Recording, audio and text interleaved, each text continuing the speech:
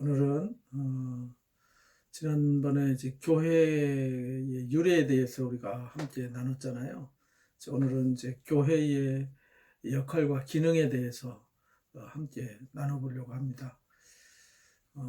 교회가 이제 흘러온 과정들을 우리가 살펴봤는데, 그럼 교회란 무엇인가?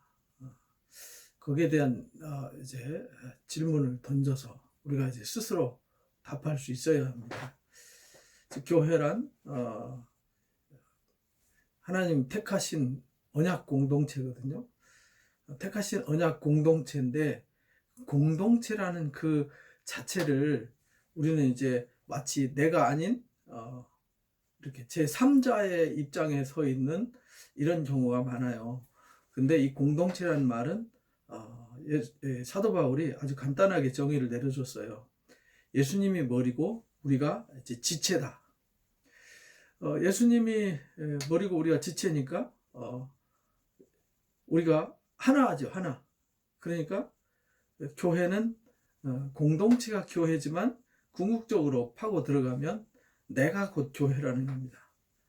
내가 곧 교회예요. 그러면은 교회가 존재하는데, 교회가 어떤 역할이 있고 기능이 있어야 되잖아요. 사명이 있어야 되잖아요.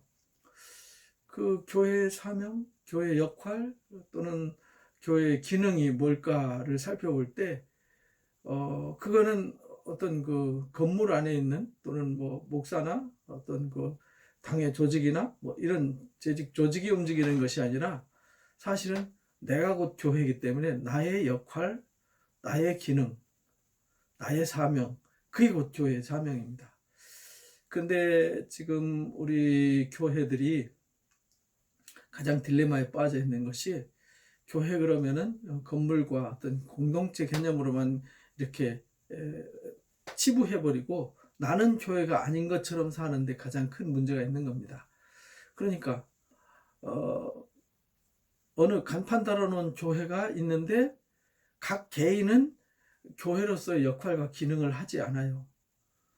사명을 다하지 않아요. 그러면 이제 그 교회는 교회일 수 없는 거예요. 무슨 말이냐면, 우리가 지체라고 그랬잖아요. 그럼 예수님이 머리고 우리가 지체면 손가락 하나, 마디마디 하나까지, 손톱 하나까지 각자 자기 위치에서 자기 역할과 기능을 할 때 그 몸이 건강하다, 이렇게 말을 해요. 어디 하나, 손마디 하나 고장이 나거나, 어디 발가락 하나 고장 나고, 어디 눈 하나, 코 하나, 귀 하나 고장 나면은 장애가 생기는 거죠. 그러면은 몸으로서의 정상 역할, 기능을 못하게 되는 겁니다. 우리 모든 신체는 머리에서 지시하고 명령하는 대로 그 역할을 다 하고 있죠. 다 해요. 그래서 한 가지, 머리가 목적하는 한 가지의 뜻을 이루어가는 것을 우리가 알 수 있습니다. 그래서 사도 바울이 그 부분을 이제 고린도전서 12장의 은사를 설명하면서 가르쳐 주셨고, 이제 그리스도 안에서 우리는 한 몸 공동체라는 것을 가르쳐 주셨어요. 그래서 에베소 교회를 통해서 우리가 예수님 모퉁이 돌이고 우리가 함께 그 안에서 지어져 간다. 그러니까 교회는 지어져 가고 세워져 가는 거다. 그 말은, 교회는 세워져 간다는 말은 하나님과 예수님과 우리와 관계가 하나가 되어가고, 또 부르심을 받은 언약 백성들을 한 사람 한 사람이 모여서 하나의 몸을 이루어가는 것입니다. 기능을 하고 역할을 하는, 건강한, 살아있는, 그래서 머리가 지시하고 명령하는 그 목적을 향해서 나갈 수 있는 사람으로 만들어지고 다듬어지는 것이죠. 그게 이제 교회예요. 그렇다 그러면은 교회가 주로 해야 되는 사명과 역할이 뭐냐면, 이제 첫 번째는 예배하는 겁니다. 예배. 근데 이 예배에 대해서 우리가 이제 뒤에 이제 다음번에 예배에 대해서 이렇게 다시 한번 세밀하게 우리가 살펴볼 텐데, 예배에 대한 오해도 참 많아요. 그래서 일단 교회는 예배하는 곳입니다. 그 예배의 가장 중요한 기능 중에 하나가 뭐냐면, 하나님 말씀을 선포하는 거예요. 그걸 이제 캐리그마라 그러죠. 하나님이 그거는 세상과 타협이 없어요. 누구하고 의논해가지고 민주적으로 무슨 절차를 거쳐서 합의해서 이런 게 아니에요. 그거는 하나님이 이미 하늘에서 정한 뜻을 이 땅에 그냥 일방적으로 선포하는 거예요. 거기는 누가 개입하거나 누가 거기에 어떤 생각을 집어넣을 수가 없어요. 그래서 일방적인 선포죠. 그리고 우리는 그것을 아멘으로 받아들여야 되는 거죠. 왜냐하면 우리 스스로 우리 생각으로 죄를 벗어나고 우리가 사망의 굴레를 벗어서 우리가 하나님께 나아갈 수 없고 영생할 수 없어요. 그래서 하나님께서 그렇게 할 수 있는 방법은 우리 인간에게는 전혀 그런 지혜도 방법도 수단도 존재하지 않아요. 그래서 창조주 하나님, 모든 것을 살리고 모든 것을 새롭게 하시는 하나님만이 하실 수 있어요. 그래서 그 하나님이 그 말씀을, 그 뜻을, 그 생각, 그 의지를 담아서 우리에게 말씀을 주시는 겁니다. 이 말씀을 우리가 듣고 받는 것, 이것이 이제 교회의 첫 번째 기능입니다. 그러니까 교회는 그 말씀을 선포하고 가르쳐 주는 것입니다. 그리고 두 번째는 우리가 말씀을 들었고 하나님의 뜻이 무엇인지를 이제 배워서 훈련해야 돼요. 배우고 훈련해서 이제는 세상에서 살던 옛사람, 옛것을 벗어버리고 이제 하나님의 아들로, 하나님의 자녀로서, 그리스도의 제자로서, 하나님 백성으로서 살아갈 수 있는 훈련이 필요한 거죠. 그것을 우리는 디다케라고 그래요. 교육 훈련이라는 거죠. 우리가 교육 훈련을 받아서 우리 인간은요, 교육되어지고 훈련되어지는 존재예요. 무엇이든지 보는 대로, 듣는 대로, 배우는 대로 만들어지는 존재이기 때문에 우리는 하나님의 것을 공급받아서 하나님의 형상을 이루어야 돼요. 그것이 두 번째 역할입니다. 우리가 예배를 통해서 하나님의 말씀을 받았어요. 들었어요. 깨달았어요. 그러면은 그 말씀으로 살 수 있도록 훈련하고 다듬어가는 곳, 거기가 어디냐? 교회입니다. 그러니까 교회는 이 역할을 해야 돼요. 그리고 그것을 혼자 할 수가 없어요. 그래서 함께 하는 거죠. 함께 하려면 어떻게 해야 되냐? 서로 교제해야 돼요. 그걸 코이노니아라고 그래요. 우리가 서로 우리는 대결과 경쟁의 상대가 아니잖아요. 신앙은, 세상은 대결과 경쟁 사회지만 그리스도 안에는 대결과 경쟁이 아니라 서로 도와주는 곳입니다. 서로 도와줘야 해요. 그러면은 서로가 도와주려면 서로가 서로를 알아야 돼요. 그래서 하나님과 하나 돼야 되고 우리가 그리스도 안에서 하나를 이루어야 돼요. 그 하나를 이루는 방법이 교제라고 하는 거예요. 교제라는 말은 내가 참여하는 거예요. 그리고 경험하는 것이죠. 그리고 그 참여하고 경험한 것을 같이 나누는 것, 이게 교제예요. 그러니까 그리스도 안에서 교제가 없으면은요, 하나님과 친밀해질 수 없고 성도 간에 친밀해질 수 없어요.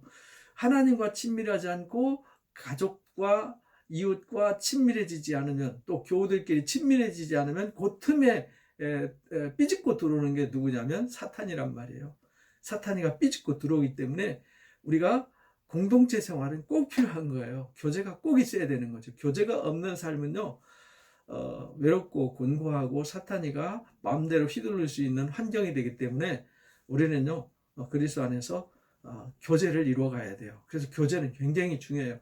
그러니까 교회 생활 열심히 하는데 말씀 안 들어요. 예배하지 않아요. 말씀으로 훈련받지 않아요. 교제하지 않아요. 그럼 이 사람은 하나님의 자녀가 될 수 없고요. 하나님의 자녀의 삶을 살 수가 없고, 또 이 세상 사탄이가 펼쳐놓은 그 수많은 계략 속에서 생존 가능성이 없습니다. 그래서 이 교제가 꼭 필요한 거예요. 그래서 성도 간의 교제. 그 다음에 교제하려면은 나름대로 내게 주신 은사를 따라서, 내게 주신 은사와 내게 주신 여건을 따라서 섬겨야 돼요.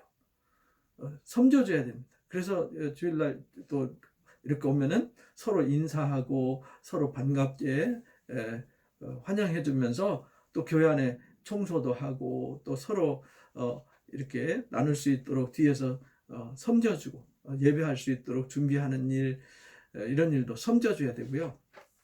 내가 교회 안에서 섬길 일이 뭘까 해서 각자 은사를 따라서 다양한 사역으로 섬길 수 있어야 돼요. 그 섬김이 서로 섬겨주는 거죠. 나만 섬기는 게 아니에요. 서로 섬길 때 내가 섬김을 받을 수 있어요. 그래서 대접하는 자가 대접받고 섬기는 자가 섬김을 받을 수 있어요. 그래서 섬기는 이가 있기 때문에 우리가 예배할 수 있고 말씀을 들을 수 있고 신앙생활을 교제하면서 잘 살아갈 수 있도록 환경이 조성되는 것입니다. 그리고 또 우리가 평소에도 누가 주일이 빠졌다든지 누가 혹시 어려운 일이 있다든지 이럴 때 신방도 해주고 상담도 해주고 전화도 해주고 문자도 보내주고 관심 가져주고 일주일 내내 서로 새까맣게 잊어버리고 살다가 주일날 와서 얼굴만 빼꼼 내미는 건 이건 신앙이 아니에요. 이건 종교생활이라고 그래요.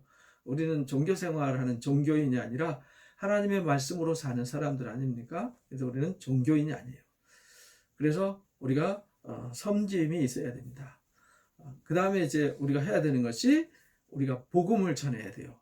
복음. 이 복음을 전하는 거는 막 나가서 길거리 가서 주 예수를 믿으라 막 이렇게 하는 게 아니에요. 예전에는 우상숭배 사상에 빠졌어요. 우상밖에 몰랐어요. 그러니까 세상에 푹 빠져서 우상숭배 사상 모르니까 하나님이 있는지도 몰랐어요. 그때는 그래서 외쳤지요. 근데 지금은요, 외치지 않아도 예수님이 누군지, 교회가 뭐 하는 것인지, 교회가 어떤 것인지, 왜 교회가 하는지 대충은 다 알아요. 중요한 것은 이제는 우리가 말로 외치는 시대가 아니라 우리가 받은 은혜와 받은 사랑을 가슴 속에 채우고 그 은혜와 감동을 전파하고 나누는 겁니다. 전파하고 나누는 거예요. 그건 전파한다는 말은 나 당신들 사랑합니다. 우리는 이렇게 사랑합니다. 이렇게 하는 게 아니라 사람들이 보면 저기 빛이 있네. 저 사람들은 예수 믿으니까 다르네. 저 가정은 참 좋겠다. 나도 예수 믿어야겠다. 이렇게 돼야 된다는 거예요. 그래서 너희 착한 행실을 보고 하늘에 계신 하나님께 영광을 돌리게 하라. 이게 전도예요. 근데 요즘 막 피켓 들고 외치는 전도만 하고요. 가정 엉망이고 직장생활 엉망이고 개인의 영성생활 엉망이면 그거 뭐 무의미한 일이죠. 형식적인 행사 프로그램에 불과한 것이죠. 그래서 이 5가지가 그리스도 예수 안에서 예수님 중심으로 이루어질 때 이것이 교회의 역할과 기능이 살아있다. 근데 그 역할과 기능이 어떤 예배실 안에서 목사님과 재직 임원들이나 일꾼들이 하는 것이 아니라 각 그리스도인 모두가 다 그 기능과 역할이 살아있는 사람이 교회고 그 기능과 역할이 살아있는 사람이 하나님의 나라를 소유할 자격이 있는 거고요. 그 사람이 하나님이 복 주실 수 있는 복 주실 때 그것을 받을 수 있는 사람, 또 준비된 사람이 되는 것입니다. 그러니까 저와 여러분 모두 다 교회가 돼야 되고요. 교회로서의 역할과 기능을 다할 수 있어야 된다. 오늘 2번째 시간이었습니다. 다음 시간에는 예배가 무엇인지에 대해서 상세하게 함께 나누도록 하겠습니다. 감사합니다.